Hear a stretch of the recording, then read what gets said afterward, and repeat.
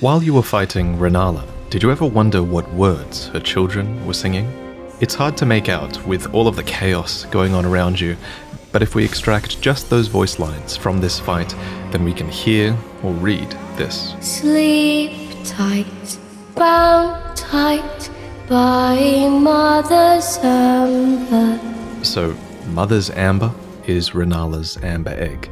Within this egg is the Great Rune of the Unborn, a shard of the Elden Ring given to Renala by Radagon, who is her former husband, and with this rune she rebirths Juvenile Scholars over and over again. According to the Juvenile Scholar set, rebirth is as sleep to them, and with each awakening, memory fades into oblivion. Hence the lullaby. Sleep tight, find life in Mother's umbra.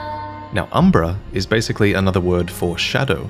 Specifically though, an umbra often refers to the region of darkest shadow during a lunar eclipse. So all of a sudden this line becomes hugely poetic. Renala is the queen of the full moon, and her children are being reborn in her umbra, reborn in the shadow of her moon. One of the tiniest little secrets is hidden in Renala's bracelets from her Queen set, and when you equip these bracelets, you don't just equip the bracelet, you equip a tiny ring on your little finger as well. Now, I'm probably reading too much into it, but it's been documented before that wearing a single ring on your little finger can advertise the possession of a costlier piece of jewelry that's put away in store. And that's certainly the case with Renala, whose boss room has a locked chest that contains Ranni's Dark Moon ring. This is a ring of betrothal, and it's supposed to be given by Ranni to her consort. This ring was locked away by Princess Ranni herself. The writing that's engraved upon the ring reads, "Whoever thou mayst be, take not the ring from this place. The solitude beyond the night is better mine alone." But with this ring, you can become Ranni's consort and unlock a new ending. The ring goes on to say that Ranni is an Empyrean, and any consort of hers would by rights earn the title of Lord. So obviously, betrothal was a really important concept to the royal family, but rings aren't the only symbol of betrothal in this family. According to the Dark Moon Greatsword, it is long-standing tradition for a queen of Caria to bestow a moon greatsword upon her spouse. And as such, you receive the Dark Moon Greatsword when Ranni takes you as her consort at the end of her questline. That's why you receive this sword as a reward. Now, Renala was once betrothed to Radagon. Where then is his moon greatsword? Well, it's actually in the game, but it's quite well hidden, and you might not have thought this was it when you looked at it. It's in the consecrated snowfields, wielded by a misbegotten crusader. It's the Golden Order Greatsword. It doesn't look like a moon greatsword, does it? Well, that's because it used to be one. Greatsword made of light, modelled after the Elden Ring itself, forged by King Consort Radagon to proudly symbolize the tenets of the Golden Order. Telltale signs betray that this was once the greatsword bequeathed to him by his first wife, Renala. Now, Renala was once betrothed to Radagon, so it wasn't just forged, it was reforged. Radagon fought for the Golden Order, but then he married Renala and was given a moon greatsword. Then when he left Renala to return to the Golden Order, he reforged his Moonlight Greatsword into the Golden Order Greatsword instead. As for why it's wielded by a misbegotten crusader, your guess is kind of as good as mine. I guess a few interesting things to note here is that the misbegotten's hair is red, like Radagon's, and also just that misbegotten in general always seem to be in possession of these legendary armaments. There's also the grafted blade greatsword in Castle Morn, for example, as well. At the back of Renala's room, there is a statue of Radagon, despite him leaving her so long ago. This is the same statue design that was commissioned for the Erdtree capital, the same statue that reveals that Radagon is in fact Marika. If you're not familiar with the concept of Radagon being Marika, you should go and watch my previous lore video. The whole point of that video is to lay the groundwork and the foundations for all of the lore that I'll be discussing in the videos to come. I've actually got a few corrections for that video that I'm going to talk about at the end of this video, so stay tuned for that. But back to the statue. What I want to talk about isn't the statue exactly, rather it's the backing of the statue, this crisscross pattern. This mesh, it's actually really important to Radagon as a character. It's basically like his seal, it's his symbol. technically it's also his Elden Rune, and it is something that you start to notice everywhere once you start looking for it. For example, Radagon's scar seal is an eye engraved with an Elden Rune, and his mesh pattern is sealed on it. Next, we see this same pattern on the door that blocks access to the Erd Tree. Of course, Radagon is inside the Erd Tree at this point, and his seal is a part of the door that prevents you from entering. Next, we also find it on the Mask of Confidence, in gold thread that's sewn over the mouthpiece in a crossed fashion. You might think, oh, that's not enough to relate it to Radagon, but the description says, when Radagon married Rennala, he ordered the Carrion magic preceptors to don these masks, to make it clear that all of their matters were to be kept strictly private. And as you probably know, Radagon was indeed keeping a lot of secrets. I want to thank Quelaag, whose work on the lore I respect a ton, for pointing out the masks to me. And finally, maybe most importantly, this pattern is found on the main menu and on the Elden Ring itself. So why does the Elden Ring have Radagon's seal upon it? Well, this is probably a new element that was added when Radagon became the vessel for the Elden Ring, perhaps. It's now housed within him, after all, so it makes some sense then that his seal would be represented upon the symbol of the Elden Ring in some way as well. But what does this mesh represent? Well, for one, it's very orderly.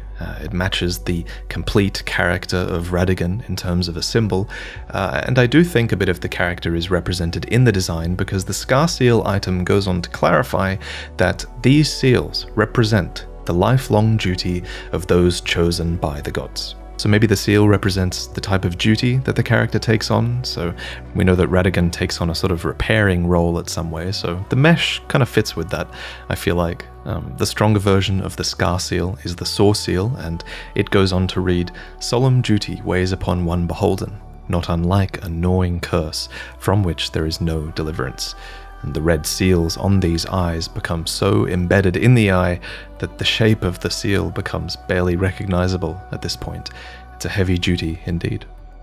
Of course, Marika has seal talismans as well, and as with Radagon, the talismans reveal the shape of her seal as well, and hers is a crucifix. You would have seen this crucifix all throughout the Lands Between. It's present as the symbol of the summoning pool, but beyond that you'll find a ton of crucifixes in Limgrave especially, where there are countless undying, screaming bodies pinned up. I'll admit, I have no idea why these bodies only scream at night. I have no idea why they're being punished or why they're smoldering, so let me know if you have any ideas on that. Marika herself is crucified like this within the Erd Tree. You could interpret this as her being in shackles for shattering the Elden Ring. After all, the Elden Beast also likes to punish us with a crucifix of its own. But beyond these shackles, it's undeniable that the pose did become a symbol of her entire reign. For example, go and look at the statues of Marika throughout the game. All of them feature her with her hands flung out to the side, almost as if she's mimicking the shape of the Rune of Death.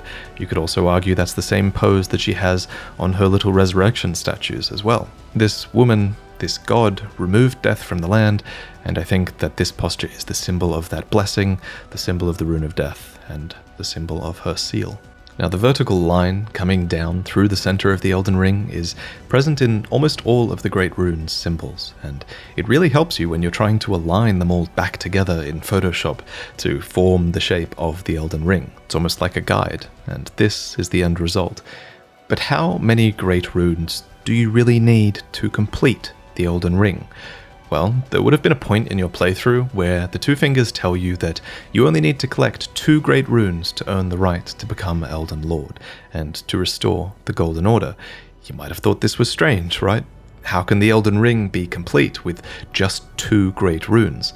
Well, then you have to remember Morgott guards the Erd Tree, and he's not an optional boss, and with his Great Rune you have 3, so apparently 3 is enough, and the Elden Ring does start to look pretty complete at that point. In fact, even if you get every Great Rune in the game, and theoretically fully restore the Elden Ring, it's possible that it's still not really complete from a lore point of view. I mean, for example, in Farum Azula, there's an even bigger Elden Ring that has even more rings on it, if you count them all. Nothing explicitly mentions this mega Elden Ring in the game's descriptions or anything, so speculation is all we have. My best guess at this stage is that maybe this is some sort of primordial form of the Elden Ring. since it has more rings, maybe this is something that existed in an earlier age. As for the roots on the design, I kind of interpret this as the way that this Elden Ring might have had its blessings filtered down to the world, in a more natural way, perhaps. Elden Ring will almost certainly receive DLC. The game's too popular not to, and it's Bandai Namco, of course it will. So I wouldn't be surprised though if in that DLC we were able to collect more great runes. From a gameplay point of view, it makes sense. There is a system for equipping great runes in the game, after all. But from a lore point of view, we do also know that there is at least one other great rune that we haven't found yet. Ranni's. Ranni is said to have cast aside her great rune. So here at the Hold, we seek the whereabouts of the remaining 3 shard bearers. There was a really interesting post a little while ago on the Reddit by user Flint von Everek, who proposed that Ranni's great rune could have been hidden on the moon itself, which, I mean, it just makes so much sense. You can see it up there, and it makes so much sense considering who she is. It's an amazing theory and an amazing find. I remember noticing that shape on the moon so long ago in promotional material for the game, and it's crazy to think that this symbol might have ended up having a meaning like this. Another thing that we speculated about ages ago before the game was officially released was this line of dialogue from Margit. Cower in fear of the night. The hands of the fell omen shall brook thee no quarter. Now that the game is released, I think we have an explanation for why he says this. The hands of the fell omen might just be the Night Cavalry. According to their armor, the Knight's Cavalry, who now wander the dim roads at night, were once led by the fell omen. That said, the set does make it clear that they used to be led by the fell omen, and that they're not anymore, I guess, so take that theory with a grain of salt, I guess. And in fact, you should always be taking what I say with a grain of salt, especially in these early days, as we're still all figuring out the lore. For example, since posting my recent Lore Explained video, I've developed my own theories further, and I've read and listened to some much needed criticisms. And unfortunately, I do think that there are some parts of that video that are just wrong. So to try and prevent some of those theories spreading, I've actually spliced out specific sections of that video in the YouTube editor. I still think the video is well worth watching. I still think it's got good fundamentals in it. But in case you have watched that video already, I'm going to take some time now to just update you all on how my ideas have changed. First off, there's a small part of that video where I call the Erd tree a parasite. So, parasite was kind of the wrong word to use there. I think calling it parasitic kind of characterizes the Erd tree as sinister, just for feeding off an energy source, which is wrong, obviously. It's a tree. That's what trees do. In the words of Quelaag, another lore creator that I mentioned earlier, the Erd tree is more symbiotic, if anything. I think symbiotic is a good word, because we know that the Erd tree was symbiotic with one thing, at least, and that was the Great Tree. Root resin tells us that the Erd tree's roots were once entwined with that of the Erd tree, so it clearly was merged with it on some level. Now in my video I also put forward that the Great Tree was where the Crucible of Life was located, and that this Great Tree, and that the power source that it had, was likely what the Erd tree drew upon for its power. Now, I don't necessarily think I'm wrong on this, but I definitely should have shown my reasoning a little bit better, so now I'd like to point out, if only briefly, that my main piece of evidence for the Great Tree being the location of the Crucible of Life is Crucible Knight Siluria's tree helm. This is a Crucible helmet that features Great Tree ornamentation, and to me, if these knights were fashioning their gear after the Great Tree specifically, then that's a fairly strong connection between the Crucible and the Great Tree, to me. However, it bears mentioning that no item descriptions explicitly link the Crucible with the Great Tree, so it's all indirect evidence, so I just want you to bear that in mind and come to your own conclusions on that topic. Next, I probably should have elaborated when I said that Marika killed the Fell God. She didn't. Rather, as per the One-Eyed Shield, it's believed that she killed the Fell God. Of course, other descriptions like Flame of the Fell God make it clear that the Fell God still lurks within the Fire Giants, and we'll go into more detail on that later. At any rate, she certainly suppressed the power of the Fell God. You could say she defeated it, but it's clearly still a force in the world. And lastly, I've removed the statement that Millennia and Mikola were born after the Shattering. this is probably the biggest thing I want to correct, and I'll correct it properly in my demigods video. Basically, in my video, I said that they were born after the Shattering because I was assuming that they were born from a single conjoined god after the Shattering. But of course, you can also choose to believe that they were born of Radagon and Marika before those two gods were conjoined post-Shattering. So I think it's more likely that the twins were born before the Shattering. This gives them time to grow up and interact with other characters and gain their fame, so that makes more sense. I also no longer really believe that the Divine Towers were built after the Shattering, and I have removed that point from the video as well. So, thank you to those who critiqued me politely. I'm actually always happy to admit that I'm wrong. I'm going to make more of an effort to have my scripts peer-reviewed in the future to avoid that from happening. But I'm not all-knowing. Not yet, anyway. I've still got a lot more that I can learn, and this kind of segues into my sponsor for this video, which is Audible. If you're looking to integrate audiobooks into your life, whether it's to learn or to escape, then you can listen to any one audiobook from Audible completely free during your free trial. Simply head over to audible.com/VaatiVidya or text VaatiVidya to 500 500 and consider signing up. If you want to try an audiobook that I love, I'd highly recommend Fever Dream by George R.R. Martin himself. It's the story of Abner Marsh, a struggling riverboat captain who suspects that something is amiss when he is approached by a wealthy aristocrat named Joshua York. York looked up, and their eyes met. Till the rest of his days were done, Abner Marsh remembered that moment, that first look into the eyes of Joshua York. Whatever thoughts he had had, whatever plans he had made were sucked up in the maelstrom of York's eyes. Boy and old man and dandy and foreigner, all those were gone in an instant, and there was only York, the man himself, the power of him, the dream. So again, head over to audible.com/VaatiVidya or text VaatiVidya to 500 500 to start your free trial. Thanks to Audible for sponsoring this video, and thank you for watching.